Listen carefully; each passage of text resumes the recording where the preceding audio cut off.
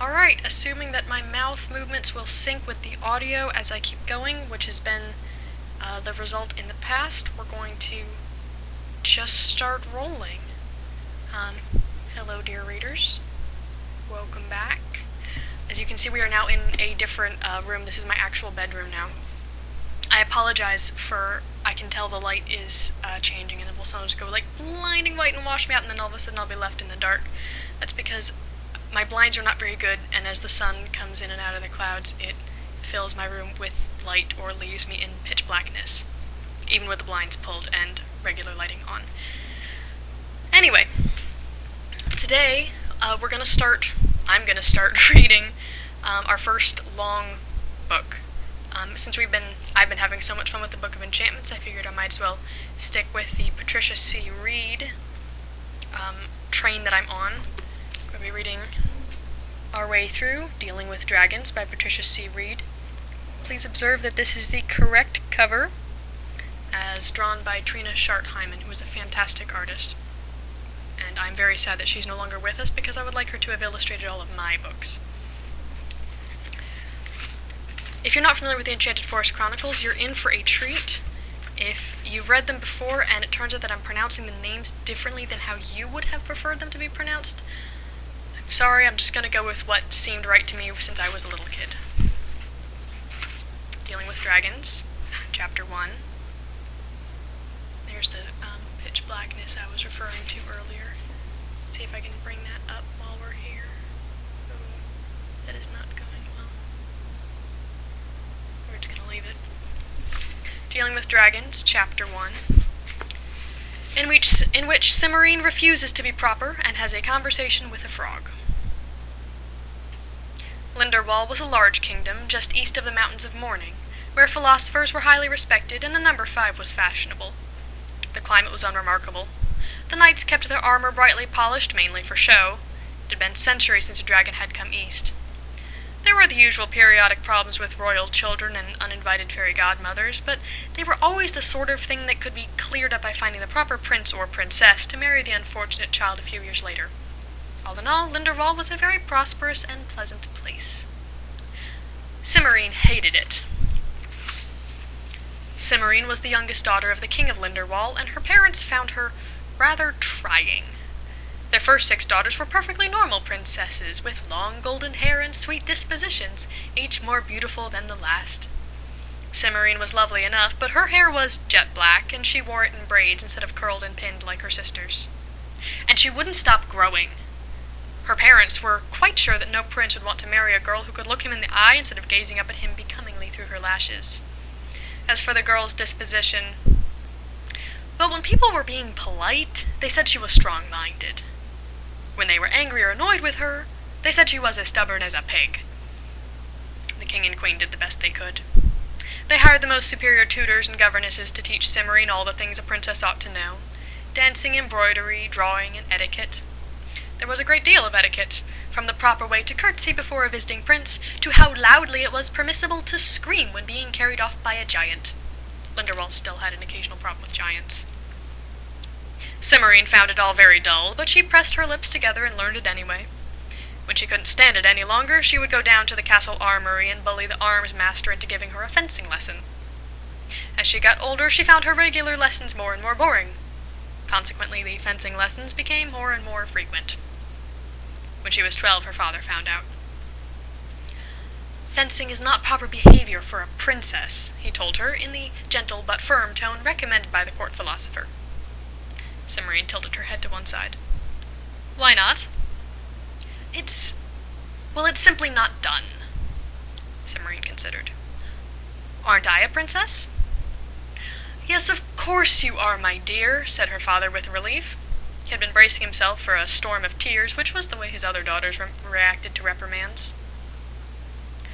"Well, I fence," Cimorene said with the air of one delivering an unshakable argument. "So it is, too, done by a princess." "That doesn't make it proper, dear," put in her mother gently. "Why not?" "It simply doesn't," said the queen firmly, and that was the end of Cimorene's fencing lessons. When she was 14, her father discovered that she was making the court magician teach her magic. long has this been going on?" he asked wearily when she arrived in response to his summons. "Since you stopped my fencing lessons," Cimorene said. "I suppose you're going to tell me it isn't proper behavior for a princess." "Well, yes. I mean, it isn't proper." "Nothing interesting seems to be proper," Cimorene said. "You might find things more interesting if you applied yourself a little more, dear," Cimorene's mother said. "I doubt it," Cimorene muttered, but she knew better than to argue when her mother used that tone of voice, and that was the end of the magic lessons. The same thing happened over the Latin lessons from the court philosopher, the cooking lessons from the castle chef, the economics lesson from the court treasurer, and the juggling lessons from the court minstrel. Cimorene began to grow rather tired of the whole business. When she was 16, Cimorene summoned her fairy godmother. "Cimorene, my dear, this sort of thing really isn't done," the fairy said, fanning away the scented blue smoke that had accompanied her appearance. "People keep telling me that," Cimorene said. "Well, you should pay attention to them, then," her godmother said irritably. "I'm not used to being hauled away from my tea without warning. And you aren't supposed to call me unless it is a matter of utmost importance to your life or future happiness." "Well, it is of utmost importance to my life and future happiness," Cimorene said. "Oh, very well. You're a bit young to have fallen in love already. Still, you always have been a precocious child. Tell me about him." Cimorene sighed. "It isn't a him." "Enchanted, is he?" the fairy said with a spark of interest. "A frog, perhaps? That used to be quite popular, but it seems to have gone out of fashion lately. Nowadays all the princes are talking birds or dogs or hedgehogs." No, I'm not in love with anyone." "Then what exactly is your problem?" the fairy said in exasperation. "This!" Cimorene gestured at the castle around her. "Embroidery lessons, and dancing, and being a princess." "My dear Cimorene," the fairy said, shocked. "It's your heritage." "It's boring." "Boring?" The fairy did not appear to believe what she was hearing. "Boring. I want to do things, not sit around all day and listen to the court minstrel make up songs about how brave Daddy is and how lovely his wife and daughters are." "Oh, nonsense, my dear. This is just a stage you're going through. You'll outgrow it soon, and you'll be very glad you didn't do anything rash." Cimorene looked at her godmother suspiciously. "You've been talking to my parents, haven't you?" "Oh, well, they do try to keep me up to date on what my godchildren are doing." "I thought so," Cimorene said, and she bade her fairy godmother a polite goodbye. A few weeks later, Cimorene's parents took her to a tourney in Sathan by the Mountains, the next kingdom over. Cimorene was quite sure that they were only taking her because her fairy godmother had told them that something had better be done with her, and soon. She kept this opinion to herself. Anything was better than the endless rounds of dancing and embroidery lessons at home. Cimorene realized her mistake almost as soon as they reached their destination, for the king of Sathan by the Mountains had a son. He was a golden-haired, blue-eyed, and exceedingly handsome prince, whose duties appeared to consist entirely of dancing attendance upon Cimorene. "Oh, isn't he handsome?" Cimorene's lady-in-waiting sighed. "Yes," Cimorene said without enthusiasm. "Unfortunately, he isn't anything else." "Oh, whatever do you mean?" the lady-in-waiting said in astonishment.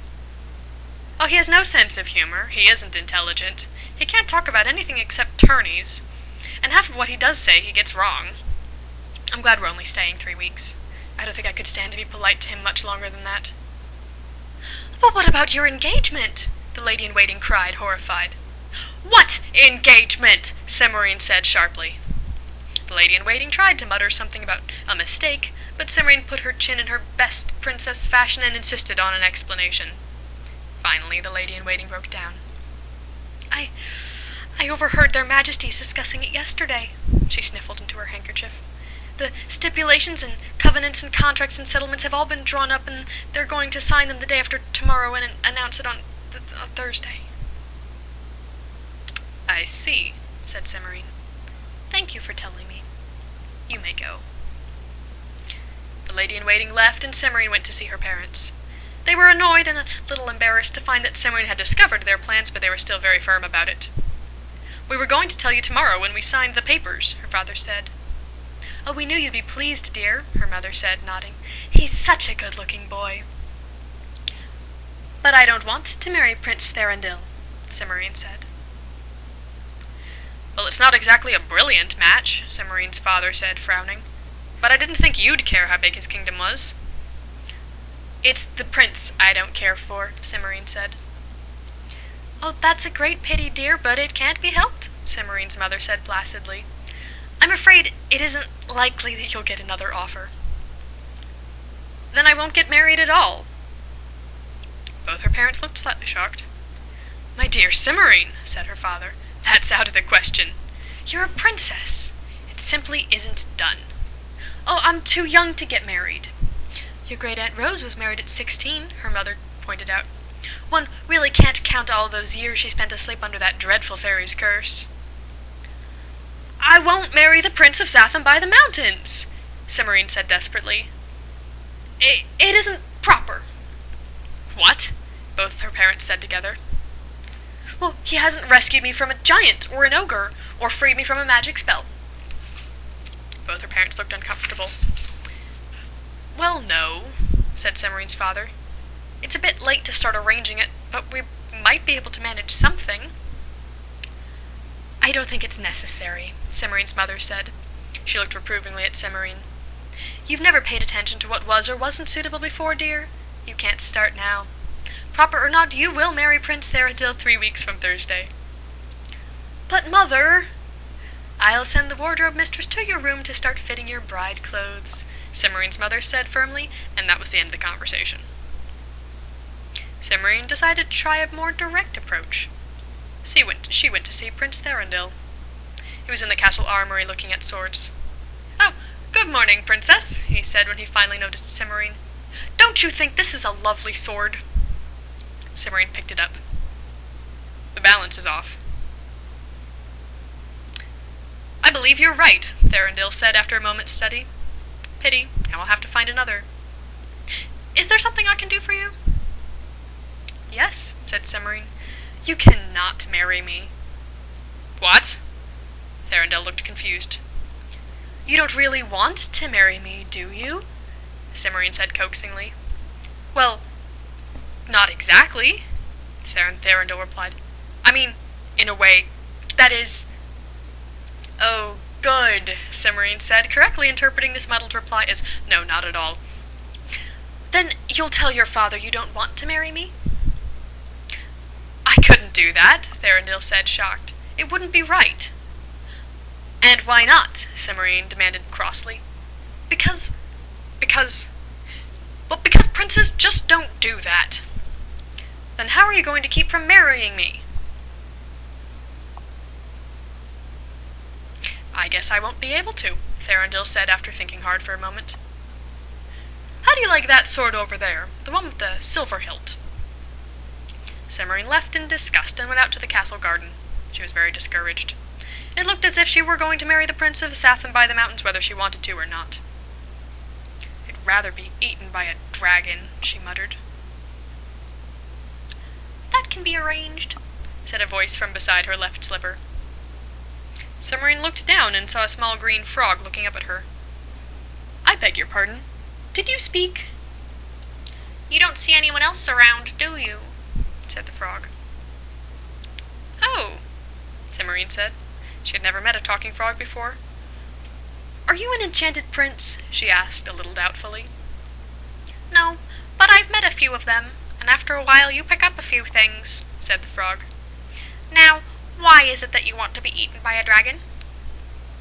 "My parents want me to marry Prince Thorindil," Cimorene explained. "And you don't want to. Sensible of you," said the frog. "I don't like Thorindil. He used to skip rocks across the top of my pond, and they always sank into my living room." "I'm sorry." "Well," said the frog, "what are you going to do about it?" "Marrying Thorindil? I don't know. I've tried talking to my parents, but they won't listen, and neither will Thorindil." "I didn't ask what you'd said about it," the frog snapped. "I asked what you're going to do. 9 times out of 10, talking is a way of avoiding doing things." "What kind of things would you suggest?" Cimorene said, stung. "You could challenge the prince to a duel," the frog suggested. "He'd win," Cimorene said. "It's been 4 years since I've been allowed to do any fencing." "You could turn him into a toad." "I never got past invisibility in my magic lessons. Transformations are advanced study." The frog looked at her disapprovingly. "Can't you do anything?" "I can curtsy," Cimorene said disgustedly. "I know 17 different country dances, 9 ways to agree with an ambassador from Cathay without actually promising him anything, and 143 embroidery stitches. And I can make Cherry's Jubilee." "Cherry's Jubilee?" asked the frog and snapped at a passing fly. The castle chef taught me before Father made him stop." The frog munched briefly, then swallowed and said, "I suppose there's no help for it. You'll have to run away." "Run away?" Cimorene said. "I don't like that idea. Too many things could go wrong." "You don't like the idea of marrying Prince Thorindil either," the frog pointed out. "Maybe I can think of some other way of getting out of getting married." The frog snorted. "Such as?" Cimorene didn't answer, and after a moment the frog said, "I thought so. Do you want my advice or not?" "Yes, please," said Cimorene. After all, she didn't have to follow it. "Go to the main road outside the city and follow it away from the mountains," said the frog. "After a while you will come to a small pavilion made of gold, surrounded by trees made of silver with emerald leaves. Go straight past it without stopping, and don't answer if anyone calls out to you from the pavilion. Keep on until you reach a hovel. Walk straight up to the door and knock 3 times, then snap your fingers and go inside. You'll find some people there who can help you out of your difficulties if you're polite about asking and they're in the right mood. And that's all." The frog turned abruptly and dove to the pool. "Thank you very much," Cimorene called after it, thinking that the frog's advice sounded very odd indeed. She rose and went back into the castle. She spent the rest of her day being fitted and fussed over by her ladies-in-waiting until she was ready to scream. By the end of the formal banquet, at which she had to sit next to Prince Thorindil and listen to endless stories of his prowess in battle, Cimorene was more than ready to take the frog's advice. Late that night, when most of the castle was asleep, Cimorene bundled up 5 clean handkerchiefs and her best crown.